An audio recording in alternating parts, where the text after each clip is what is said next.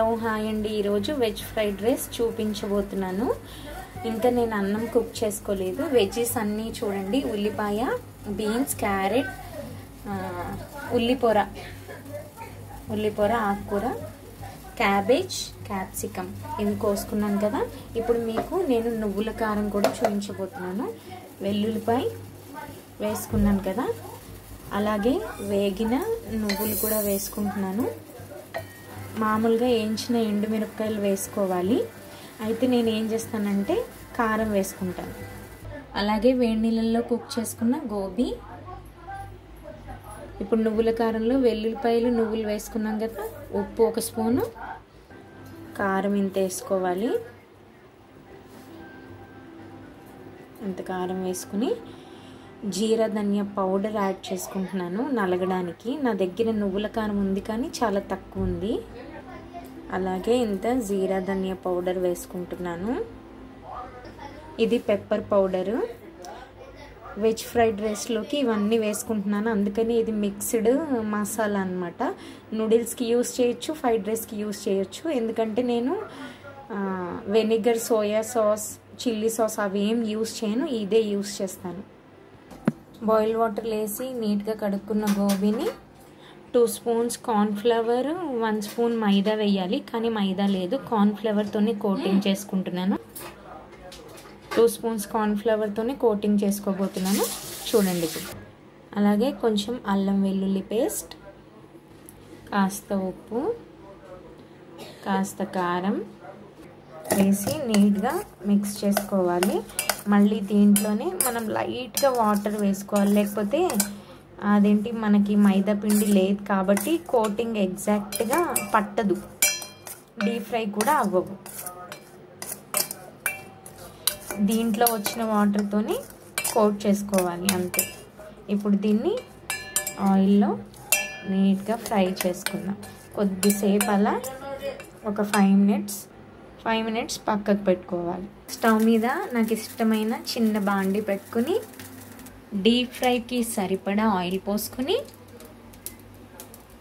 మనం ఇంతకుముందు కోట్ చేసి పెట్టుకున్నాం కదా, దాంట్లో మైదా వేయలేదు. అయినా అది హెల్త్కి మంచిదే, పర్లేదు, మైదా వేయకపోయిందే మంచిది.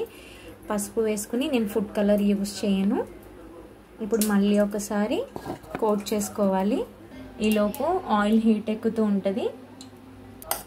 ఇప్పుడు మనం చేసింది నీట్గా కోట్ చేసుకోవాలి. నేను వాటర్ ఏం యాడ్ చేసుకోలేదు, అది బాయిల్డ్ వాటర్లో వేసాను కాబట్టి కొన్ని వాటర్ రిలీజ్ చేస్తుంది కదా, దాంట్లో నుంచి ఆ వాటర్తోనే మనం కోటింగ్ చేసుకుంటున్నాము. ఇప్పుడు డీప్ ఫ్రై చేసుకుందాం పదండి. ముందు ఆయిల్ హీట్ ఎక్కిందో లేదో చూసుకుంటున్నాను. హీట్ అయిందండి. ఇప్పుడు కొన్ని ఉన్నాయి కాబట్టి అన్నీ ఒకేసారి వేసుకున్నా పర్లేదు, ఎక్కువగా ఉంటే 2 టైమ్స్ వేసుకోవాలి. మీరేంటండి కలర్స్ వాడట్లేదు, ఇంకా సోయా సాస్లు అవి కూడా వాడనంటున్నారు, అన్నీ పూర్తిగా మానేశారా అన్న డౌట్ మీకు ఉండొచ్చు. అయితే అన్నీ ఒకేసారి పూర్తిగా మానకపోవచ్చు, కానీ మెల్లిమెల్లిగా అయితే మానడం అలవాటు చేసుకుంటూ హెల్దీ వేలో వెళ్తే మనకే మంచిది కదండి. అందుకని నేను కలర్స్ యూస్ చేయను. సోయా సాస్లు, వెనిగర్లు, చిల్లీ సాస్లు అవి కూడా నేను ఎక్కువ యూస్ చేయను, చాలా రేర్గా యూస్ చేస్తాను. ఇంకా తప్పదు అన్నప్పుడు హెల్దీ వేలోనే చేసుకోవడం నాకు ఇష్టము. ఇంకా మసాలా కూడా నేను హెల్దీ వేలోనే ప్రిపేర్ చేసుకుంటాను. కార్న్ఫ్లవర్ ఇంకా వేసుకున్న మంచి కోటింగ్ వచ్చేదండి, అది వదిలేసిన అక్కడక్కడ. కాకపోతే క్రిస్పీ బాగా ఎక్కువగా అనిపిస్తుంది కదా, పట్టేసినట్టు పంటికి ఉంటుందని నేను లైట్ కోటింగ్ ఇచ్చుకున్నాను. వెజ్ ఫ్రైడ్ రైస్ కాబట్టి ఎక్కువ కోటింగ్ లేకుండానే ఉంటే బెస్ట్. మైదా ఉంటే కొంచెం ఈక్వల్ కోటింగ్ అయ్యేది, పర్లేదు. ఇప్పుడు ఇలా కూడా పర్లేదు, బాగానే ఉంటుంది. లాస్ట్లో కరివేపాకు వేసి దించేసుకుంటాను అన్నమాట. ఇప్పుడు స్టవ్ మీద బాండి పెట్టుకుని, చూసారా మన గోబీ ఎంత బాగా కుక్ అండ్ ఫ్రై అయిందో. ఇప్పుడు మనం గోబీ ఫ్రైకి యూస్ చేసిన ఆయిల్ దీంట్లో కొంచెం వేసుకోవాలి. దాంట్లో ఫస్ట్ ఆనియన్స్ వేసుకోవాలి.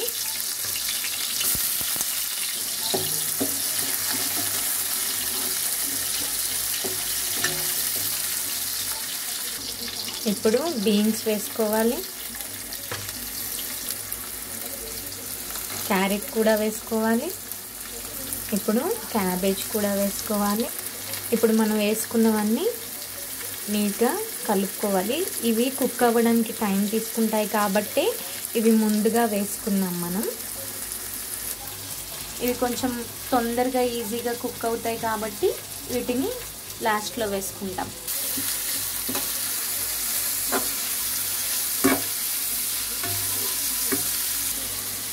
వెజ్జెస్ చప్పగా ఉండకుండా కాస్త ఉప్పు వేసుకుంటే ముక్కలు కూడా కాస్త రుచికరంగా ఉంటాయి.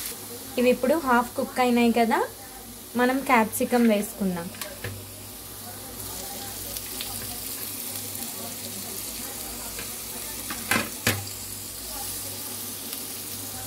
ఇవి ఇలా ఒక 5 నిమిషాలు కుక్ అయిన తర్వాత మనం రైస్ వేసుకుందాం.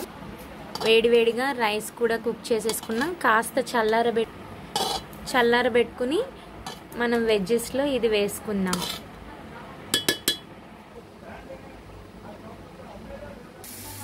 వెజ్జెస్ ఇలా 75% కుక్ అయిపోయినాక ఇప్పుడు నేను రైస్ వేసుకుంటున్నాను. దీంట్లో ఆయిల్ కూడా చూస్తున్నారా, ఇందాక చాలా వేసాను అనుకున్నారేమో, ఆయిల్ కూడా చాలా తక్కువ వస్తుంది. ఈ వెజ్జెస్కి పట్టిన ఆయిల్తోనే మనం రైస్ని ఫ్రై చేసుకోవాలి.